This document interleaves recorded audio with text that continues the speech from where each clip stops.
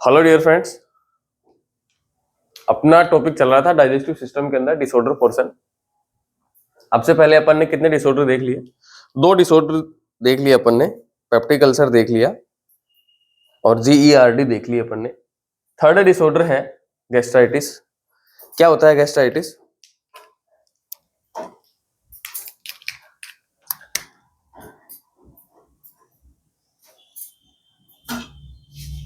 ये है स्टमक। यदि किसी भी वर्ड के पीछे लगे क्या आइटिस, तो आइटिस का मतलब होता है इन्फ्लामेशन। आइटिस का मतलब क्या होता है? इन्फ्लामेशन।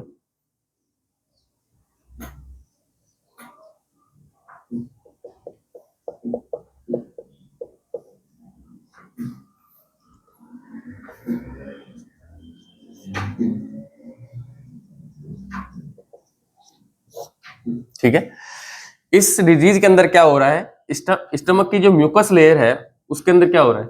इन्फ्लामेशन हो रहा है। मैं कह सकता हूं स्टमक की इनर लेयर के अंदर इन्फ्लामेशन हो रहा है गैस्ट्राइटिस के अंदर, क्योंकि आइटिस वर्ड किसको इंडिकेट कर रहा है? इन्फ्लामेशन को। तो क्या डेफिनेशन बनी? It is define as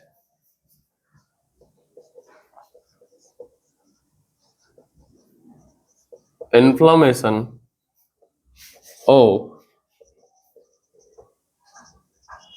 mucous membrane of stomach।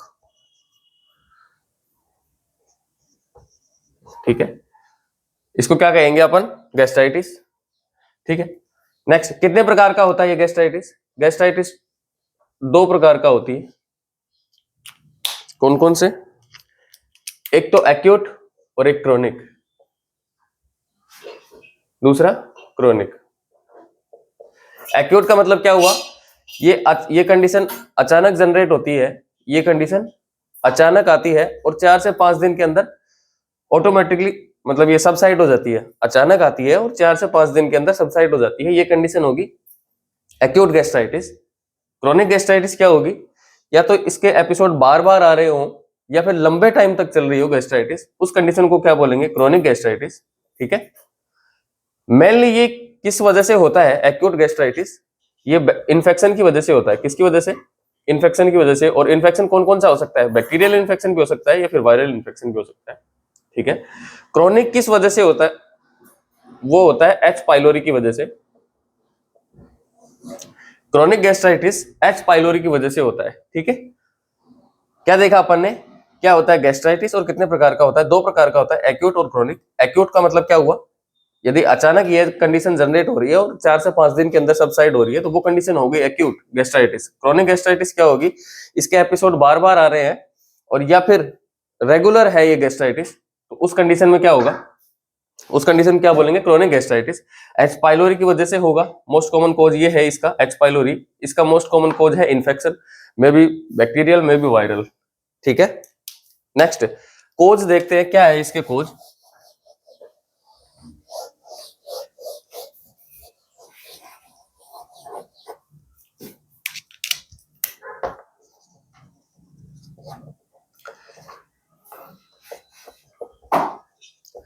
excessive use of gastric irritant, excessive use of hot food, stress,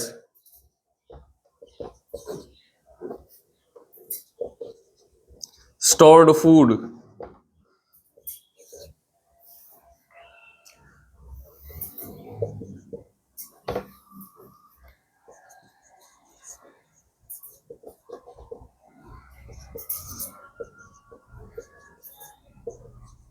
ठीक है, ये है इसके कोज। क्या है?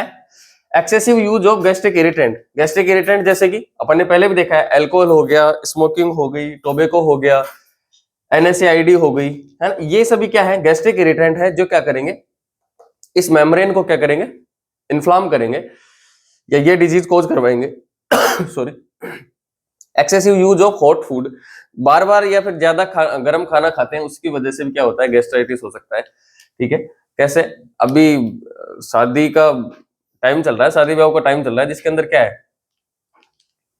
अपने को ऐसे कि 4-5 निमंत्रण आ गए, उसमें अपन क्या सोचते हैं, अपने को 4-5 दिन रेगुलर जाना है, वहां पे गरम गरम खाना खाते हैं, तो वो गरम गरम खाना क्या कर सकता है, गैस्ट्राइटिस कर सकता है। ठीक है।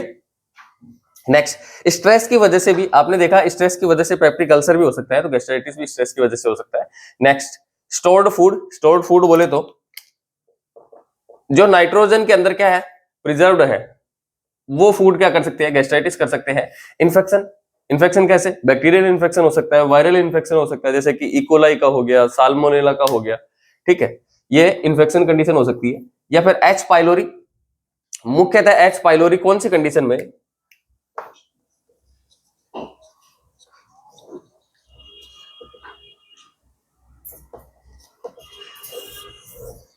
क्रोनिक गैस्ट्राइटिस मेनली किसकी वजह से होता है, मोस्ट कॉमन किसकी वजह से होता है, एच पाइलोरी की वजह से।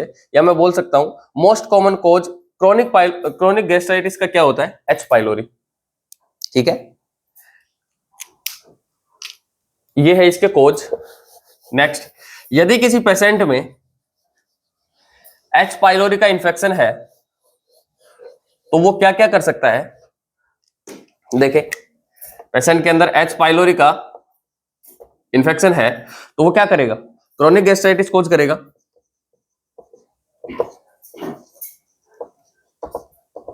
और ये कंडीशन यदि ट्रीट नहीं की अपन ने तो वो आगे जाके क्या कर सकता है, पेप्टिक अल्सर कर सकता है।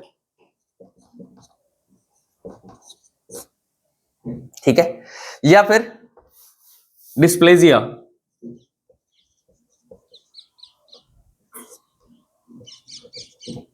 इसी को मैं बोल सकता हूं pre cancerous condition.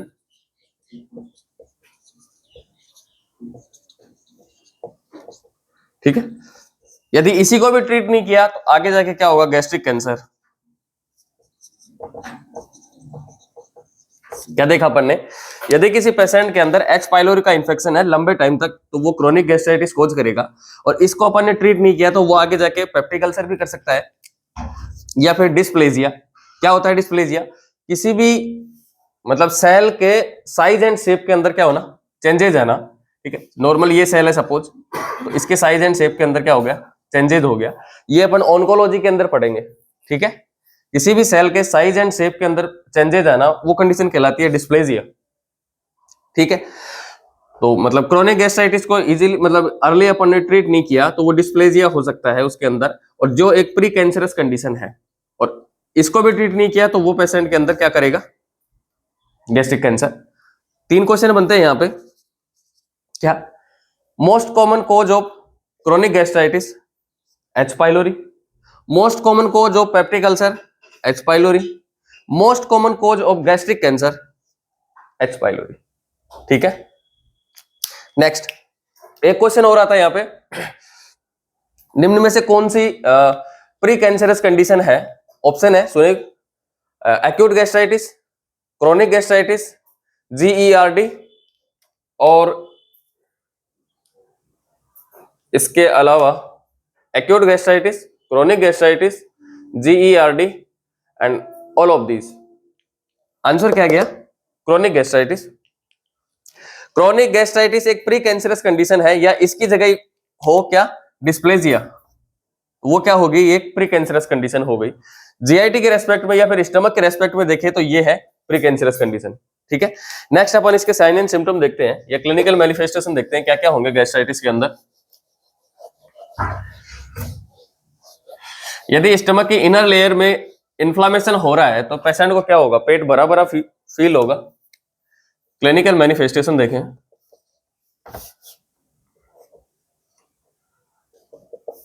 Feeling fullness of feeling,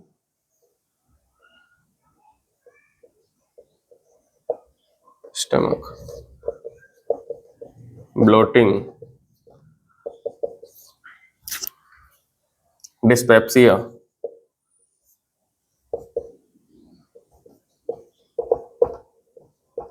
या इसी को बोल सकते हैं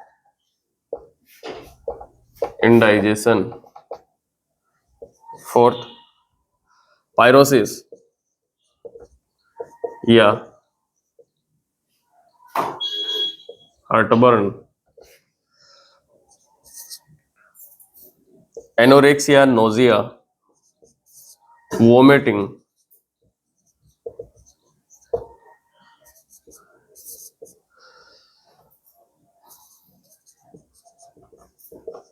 पर्नीशियस एनीमिया,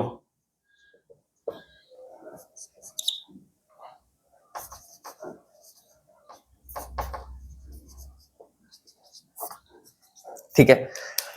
क्या क्या साइन एंड सिम्टम आएंगे? पेशेंट की जो स्टमक की इनर लेयर है वो इन्फ्लाम्ड है, तो उस कंडीशन में क्या होगा? उसको पेट भरा भरा फील होगा। क्या होगा? पेट भरा भरा फील होगा। और यदि पेट भरा हुआ है, ठीक है, खाना इजीली वहां पर डाइजेस्ट नहीं हो रहा, तो वो कंडीशन क्या होगी? डिस्पेप्सिया, मतलब इंडाइजेशन। पायरोसिस भी होगा, हार्ट बर्न भी होगा, क्योंकि फूड का डाइजेशन नहीं हो रहा। नेक्स्ट, एनोरेक्सिया भी होगा और नोजिया भी होगा। एनोरेक्सिया एंड नोजिया होगा, लेकिन इस कंडीशन में वोमिटिंग कॉमन है। क्या है? गैस्ट्राइटिस के अंदर मोस्ट कॉमन क्या होता है? वोमिटिंग होती है पेशेंट को, ठीक है। और एक डिजीज है पर्नीशियस एनीमिया। ये कैसे हुई? आप जानते हैं कि स्टमक के अंदर जो पैराइटल सेल प्रेजेंट है वो क्या करती है? इंट्रांसिक फैक्टर को रिलीज करती है, जो क्या करता है? विटामिन B12 का एब्जॉर्प्शन करवाता है। लेकिन ये क्रोनिक कंडीशन है, लंबे टाइम तक चलने के बाद से या लंबे टाइम तक होने से ये कंडीशन जनरेट हो जाएगी, पर्नीशियस एनीमिया। फिर से सुने, स्टमक के अंदर जो पैराइटल सेल प्रेजेंट होती है वो क्या करती है? इंट्रांसिक फैक्टर रिलीज करवाती है, जो विटामिन B12 का एब्जॉर्प्शन करता है, ठीक है। विटामिन B12 का एब्जॉर्प्शन करता है, और वो एब्जॉर्प्शन होगा नहीं, वो फैक्टर अल्टर होगा, वो एब्जॉर्प्शन होगा नहीं, जिस वजह से क्या होगा पेशेंट के अंदर? Pernicious anaemia. नेक्स्ट, इस डिजीज की क्या है कॉम्प्लिकेशन? क्या होगी? Pernicious anaemia.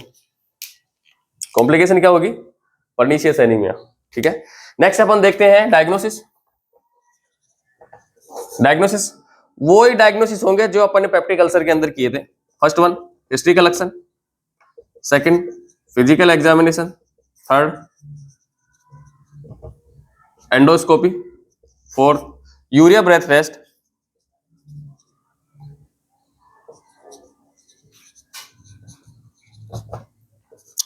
Fifth, CBC। Sixth, antibody detection test, IgG या फिर IgM, ठीक है। अपन ने देखा था पहले हिस्ट्री कलेक्शन में क्या करेंगे अपन? डाइटरी हिस्ट्री और पर्सनल हिस्ट्री कलेक्ट करेंगे पेशेंट की।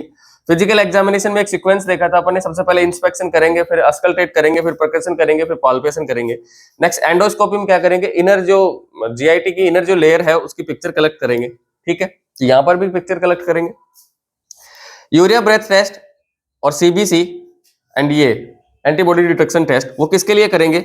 H पाइलोरी के लिए करेंगे, ठीक है। और कौन सी कंडीशन में करेंगे? ये क्रोनिक गैस्ट्राइटिस की कंडीशन में।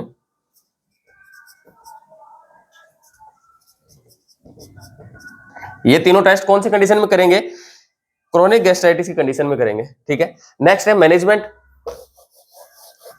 मैनेजमेंट में क्या करना है? जो गैस्ट्रिक इरिटेंट है उनको अवॉइड करना है।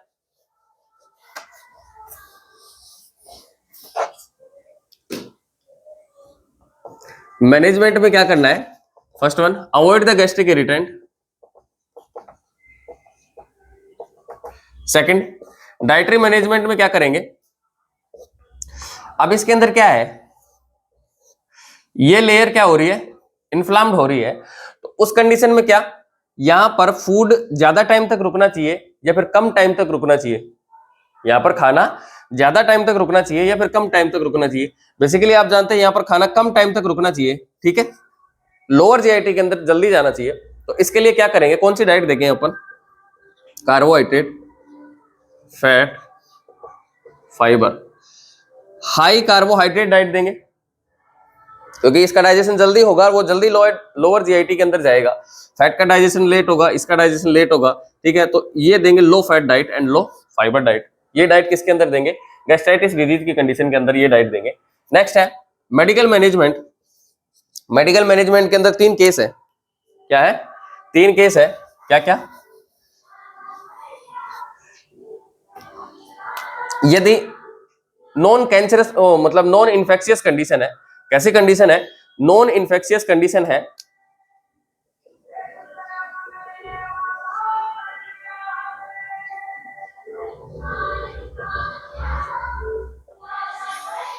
यदि नॉन इन्फेक्शियस कंडीशन है तो उसमें अपन क्या क्या क्या देंगे या क्या क्या फार्माकोलॉजिकल मैनेजमेंट करेंगे, पीपीआई देंगे, H2 ब्लॉकर देंगे और एंटासिड देंगे, पेंटोप्रोजोल, रेनिटिडीन, सेमिटिडीन और म्यूसिन जेल, ठीक है, ये सैलिसिलिन जेल, ये देंगे अपन नॉन इन्फेक्शियस कंडीशन के अंदर। यदि इन्फेक्शियस कंडीशन है,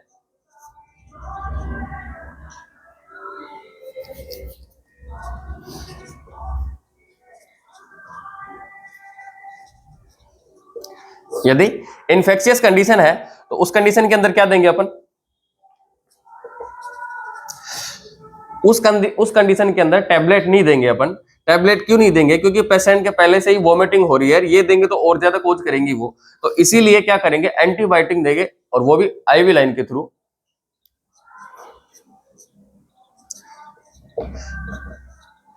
मेट्रो देंगे 100 ml इंजेक्शन, या फिर इंजेक्शन कौन सा देंगे, सिप्रोफ्लॉक्सासिन 100 ml, ठीक है। ये कौन सी कंडीशन देंगे, इन्फेक्शियस कंडीशन के अंदर देंगे अपन। नेक्स्ट एक कंडीशन और है, कौन सी, क्रोनिक गैस्ट्राइटिस की कंडीशन।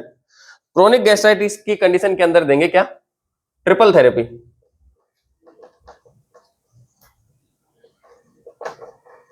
इसके अंदर देंगे अपन ट्रिपल थेरेपी।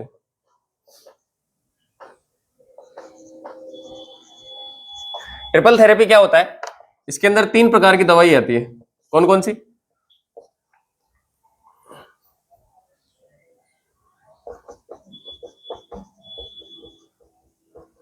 पेंटापैराजोल, ठीक है, अमोक्सिसिलिन,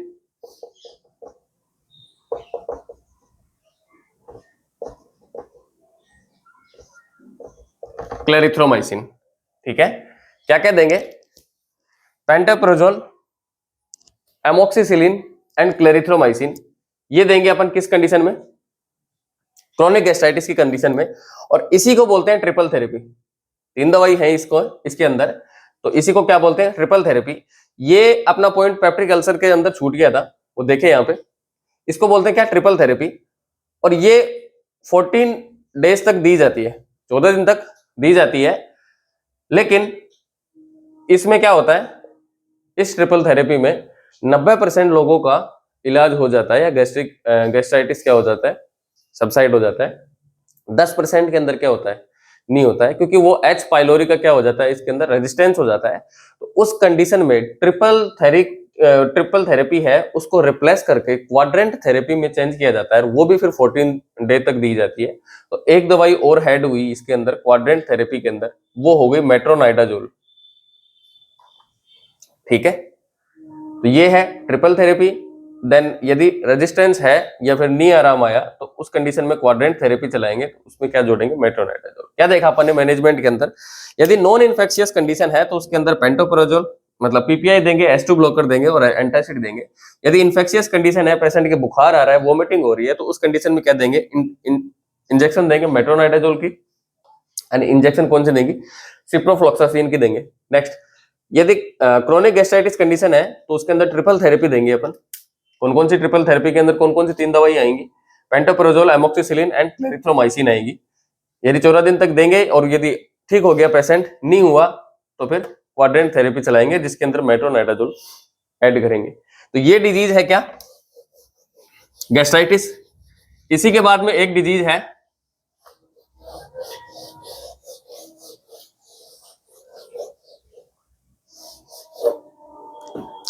एक्यूट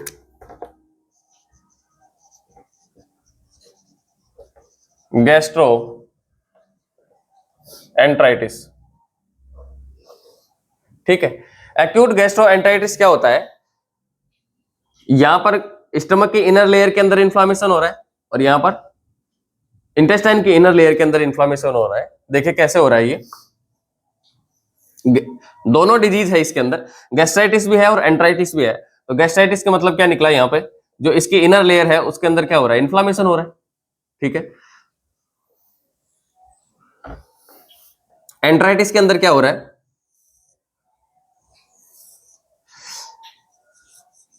इंटेस्टाइन के इनर लेयर के अंदर क्या हो रहा है? इन्फ्लामेशन हो रहा है, ठीक है। ये दोनों डिजीज अब एक साथ होंगी तो ये होगी, तो इसके अंदर क्या हुआ?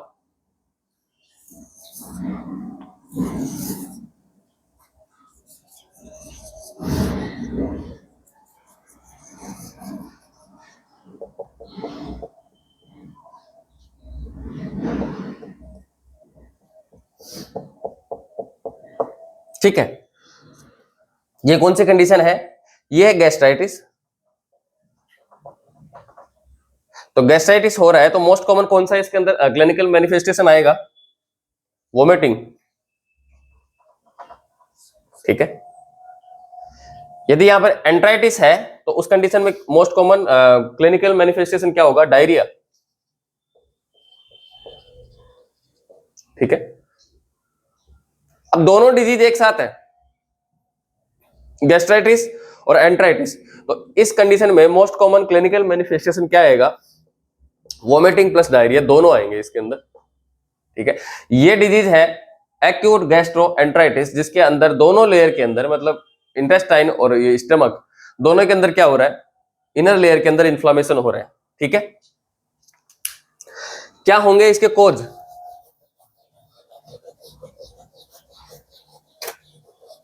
कोज क्या होंगे? क्लिनिकल मैनिफेस्टेशन क्या होंगे? डायग्नोसिस क्या होगा? एंड मैनेजमेंट क्या होगा, ठीक है। कोज की बात करें तो कोज जो अपन ने देखे हैं गैस्ट्राइटिस के, वो कोज क्या इसके होंगे?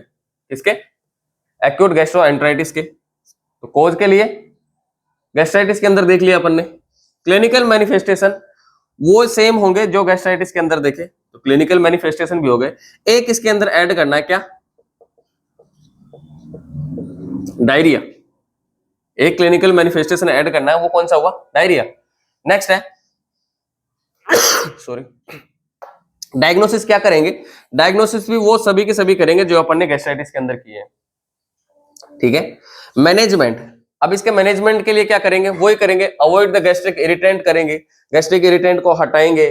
डाइट कौन सी देंगे? हाई कार्बोहाइड्रेट डाइट देंगे, लो फैट डाइट देंगे, लो फाइबर डाइट देंगे। दोनों पॉइंट तो वो सेम है, लेकिन इसके अलावा अपन इंजेक्शन देंगे इस पेशेंट को, क्योंकि यहाँ पर दोनों जगह क्या हो रहा है? इन्फ्लामेशन हो रहा है, वोमिटिंग भी हो रही है और डायरिया भी हो रहा है, तो उसको कंट्रोल करने के लिए क्या देंगे?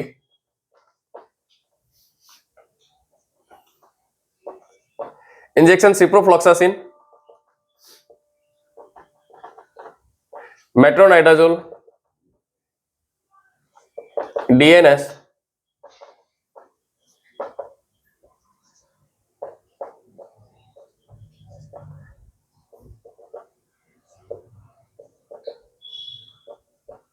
ओंडासेट्रोन,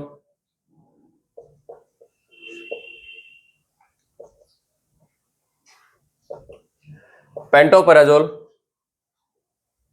ठीक है। और इसके अलावा मल्टीविटामिन, सेप्ट्राइक्सोन। क्या क्या देंगे अपन? एक्यूट गैस्ट्रोएंट्राइटिस की कंडीशन के अंदर डॉक्टर क्या क्या प्रिस्क्राइब करेगा? इंजेक्शन देगा, कौन कौन सी? सिप्रोफ्लॉक्सासिन 100 ml देगा, ठीक है। मेट्रोनाइडाजोल 100 ml देगा, डीएनएस 500 ml के अंदर देना है। क्या क्या देना है उसके अंदर? इंजेक्शन ओंडासेट्रोन देनी है या एमसेट देनी है, पेंटोप्रोजोल देनी है, मल्टीविटामिन देनी है, और इसके अलावा सेप्ट्रिक्सोन देनी है, ठीक है। और यदि तब भी इन कंडीशन के बाद में भी यदि डायरिया कंट्रोल नहीं हो रहा है तो उस कंडीशन में क्या देना है? लोप्रेमाइड देनी है। क्या देनी है? लोप्रेमाइड देनी है। जो ये क्या करती है लोप्रेमाइड, आप जानते हैं, बावल मूवमेंट को कम करेगी। लोप्रेमाइड क्या करती है? बावल मूवमेंट को क्या करती है? कम करती है। बावल मूवमेंट को कम करेगी तो क्या होगा? डायरिया ऑटोमेटिकली ट्रीट होगा, ठीक है। ये है ट्रीटमेंट किसका? एक्यूट गैस्ट्रोएंट्राइटिस का, ठीक है। कोज, क्लिनिकल मैनिफेस्टेशन और डायग्नोसिस सभी सेम होंगे, उसी के मतलब जो अपन ने देखा है गैस्ट्रोएंट्राइटिस, गैस्ट्राइटिस के अंदर देखा है वो सेम होंगे, लेकिन एक डायरिया क्लिनिकल मैनिफेस्टेशन के अंदर ऐड करना है और ट्रीटमेंट के अंदर ये ऐड करना है, ठीक है। नेक्स्ट एक डिजीज है बेरेट इसोफेगस।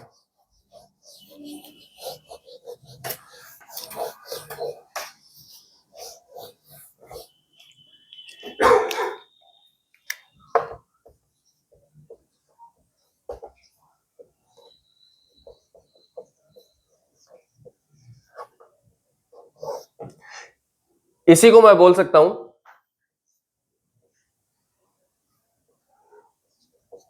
Oesophageal cancer. ठीक है,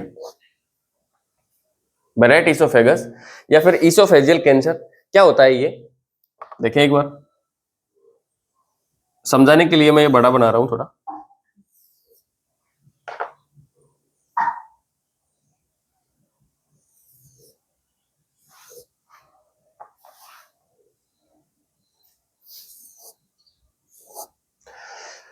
डिजीज कहां हो रही है?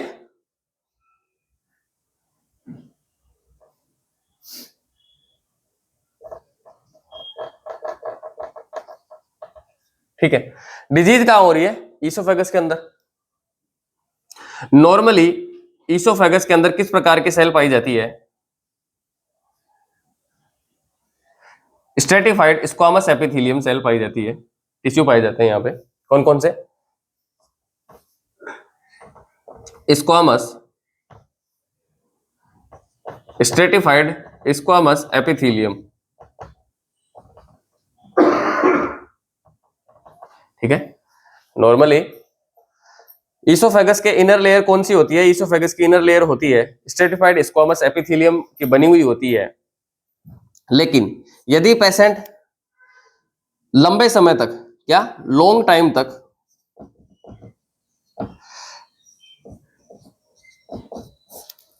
हार्ट मतलब गैस्ट्रिक इसोफेजियल रिफ्लेक्स डिसऑर्डर हो रहा हो पेशेंट के, या फिर गैस्ट्रिक इरिटेंट ले रहा हो, क्या या तो ये हो रहा हो या ये हो रहा हो, या तो ये या ये, कोई ना कोई सा तो होगा।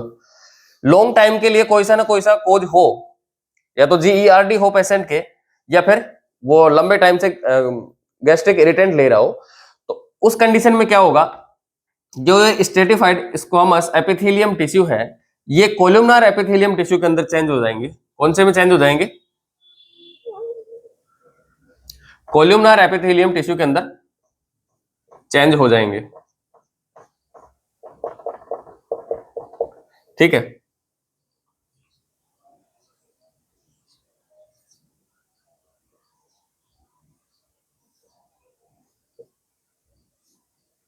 ये है कोलुमनार एपिथेलियम टिश्यू। ठीक है, कोलुमनार एपिथेलियम टिश्यू। ठीक है, यहां पर ये प्रेजेंट है गोबलेट सेल। ठीक है,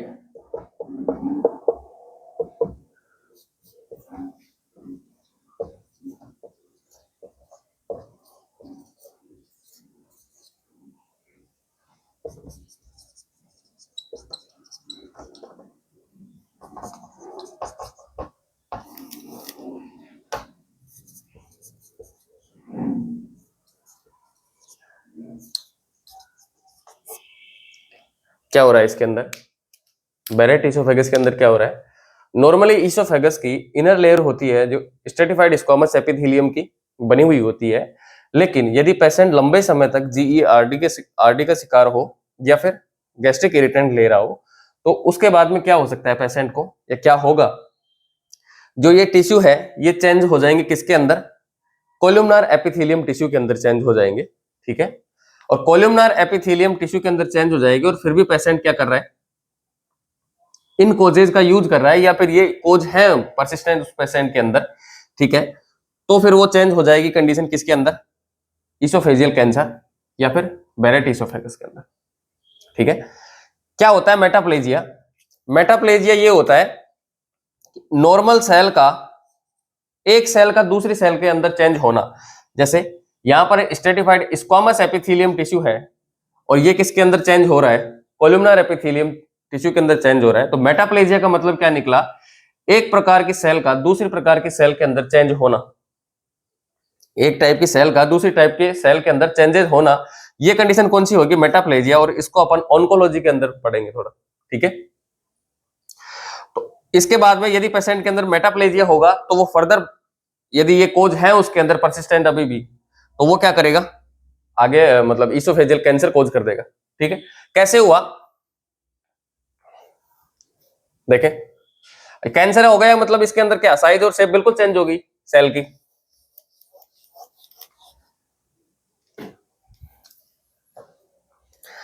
स्ट्रेटिफाइड स्क्वामस एपिथेलियम टिश्यू है वो चेंज हो रहा है किसके अंदर, कोल्यूमनार एपिथेलियम टिश्यू के अंदर और गोबलेट सेल के अंदर। ठीक है, इस डिजीज कंडीशन के अंदर देखें स्ट्रेटिफाइड स्क्वामस एपिथेलियम ये टिश्यू है, ये चेंज हो रहा है कोल्यूमनार एपिथेलियम टिश्यू के अंदर और गोबलेट टिश्यू के अंदर या गोबलेट सेल के अंदर। तो आप जानते हैं एपिथेलियम टिश्यू के अंदर क्या हो रहा है, कैंसर कंडीशन हो रही है, तो उसको अपन क्या बोलेंगे, स्क्वामस सेल कार्सिनोमा।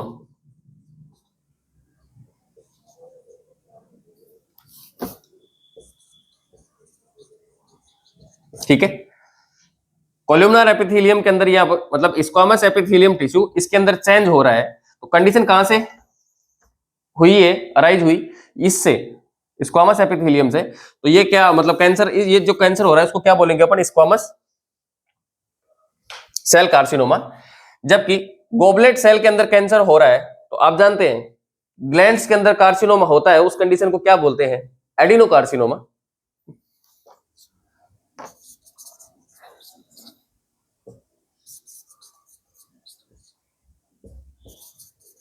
ठीक है, पीछे वर्ड लगा है ओमा, ये अपन ओंकोलॉजी के अंदर देखेंगे। ठीक है, बैरेट इसोफेगस या फिर इसोफेजियल कैंसर के अंदर अपन ने क्या देखा, ये मतलब बड़ी डिजीज नहीं है, छोटी है, इसको देखे फिर भी। इसोफेगस के अंदर normally stratified squamous epithelium tissue present होते हैं, लेकिन यदि ये को जो पेशेंट के अंदर लंबे टाइम तक, तो उसके बाद में ये टिश्यू चेंज हो जाते हैं किसके अंदर, कोल्यूमनार एपिथेलियम टिश्यू के अंदर प्लस में गोबलेट सेल के अंदर। ठीक है, आप जानते हैं गोबलेट सेल क्या करती है, म्यूकस का सिक्रेशन करती है। ठीक है, और इस कंडीशन को क्या बोलेंगे, मेटाप्लेजिया, क्योंकि एक टाइप के सेल दूसरे टाइप के सेल के अंदर या एक टाइप का टिश्यू दूसरे टाइप के टिश्यू के अंदर क्या हो रहा है, चेंज हो रहा है।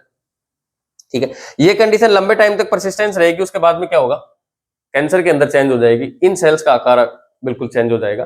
तो गोबलेट सेल के अंदर यदि कैंसर हो रहा है तो उसको अंदर उसको क्या बोलेंगे अपन, एडिनोकार्सिनोमा, क्योंकि ये क्या है, ग्लैंड है। यदि कोल्यूमनार एपिथेलियम टिश्यू के अंदर कार्सिनोमा कंडीशन हो रही है तो उसको अपन क्या बोलेंगे, स्क्वामस सेल कार्सिनोमा। ये क्या है, बैरेट इसोफेगस या फिर सॉरी कोल्यूमनार या फिर इसोफेजियल कैंसर।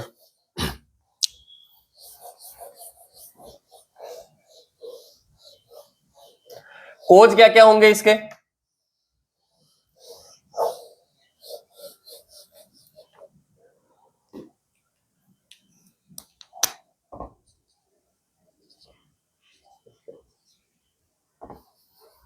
कोज क्या क्या होंगे, कोज आपने देखा है अभी पेशेंट के क्या हो रहा है, जीईआरडी हो रहा है, गैस्ट्रिक इरिटेंट ले रहा है, जो अपन ने अभी पहले पढ़े, तीनों डिजीज के अंदर क्या होंगे, सेम होंगे, सेम कोज होंगे। ठीक है, कोज सेम होंगे, क्लिनिकल मैनिफेस्टेशन सेम होंगे। यहाँ पर डायरिया नहीं आएगा लेकिन, ठीक है, यहाँ पर क्या नहीं आएगा, डायरिया नहीं आएगा। डायग्नोसिस के लिए क्या करेंगे, डायग्नोसिस के लिए यहाँ पर हिस्ट्री कलेक्शन करेंगे, फिजिकल एग्जामिनेशन करेंगे और एंडोस्कोपी करेंगे। क्या क्या करेंगे यहाँ पर डायग्नोसिस के लिए, हिस्ट्री कलेक्शन करेंगे, फिजिकल एग्जामिनेशन करेंगे, एंडोस्कोपी करेंगे। ठीक है,